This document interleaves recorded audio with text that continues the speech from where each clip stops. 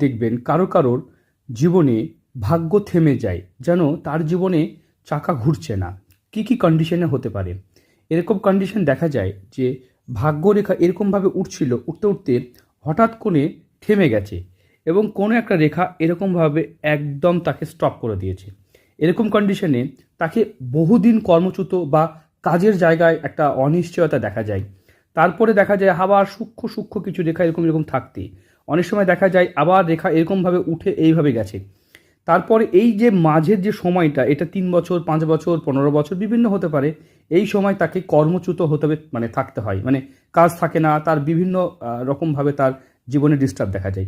অনেক সময় আবার সাইড থেকে রেখা বেরিয়ে আসে, তখন অন্য কোনো কাজ হয়। আবার দেখা যায় এই দিক থেকে রেখা বেরিয়ে আসে, বিভিন্নভাবে দেখা যেতে পারে। এখন এরকম কন্ডিশনটা খুব মারাত্মক বাজে, কারণ একটা মানুষের মাঝ বয়সে যদি কর্ম চলে যায় তাহলে জীবনে প্রচুর প্রচুর সমস্যা হয়।